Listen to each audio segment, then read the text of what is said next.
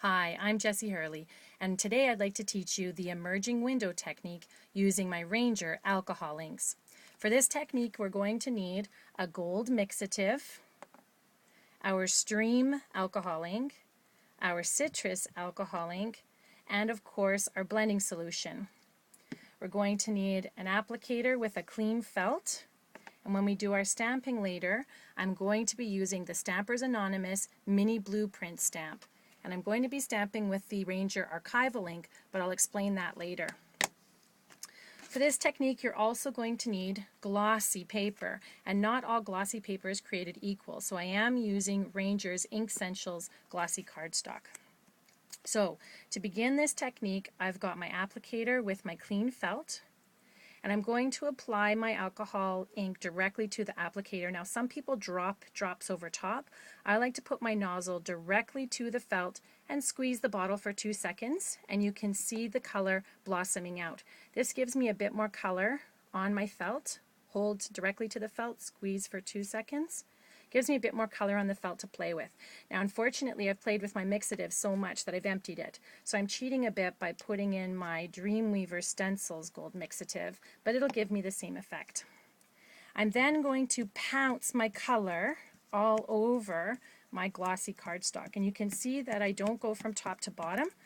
I'm all over the place so that as my ink wears out on my felt, it's going to still be even on the paper. I won't have it darker at the top and lighter at the bottom, because if you do have to apply more alcohol ink to your felt, you're never going to get it exactly the same.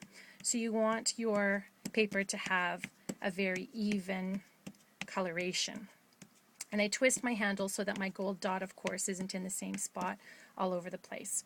So once my glossy cardstock has been covered and there's no white spots left, then it's pretty much how I like it.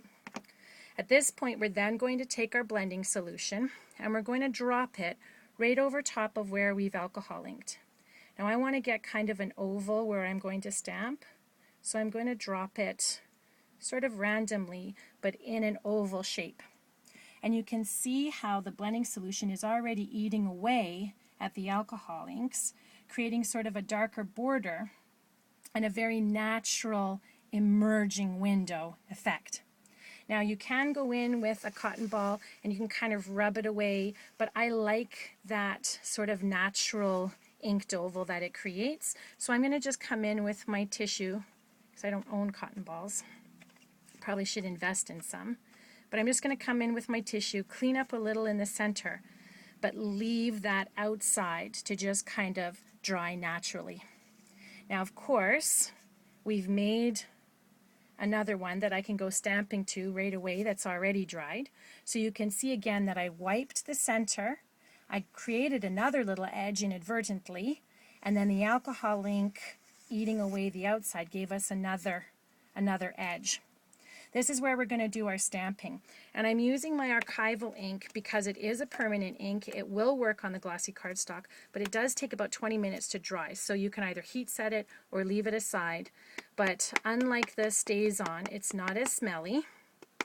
And I know that my archival is going to give me a nice, clean, clear inked image.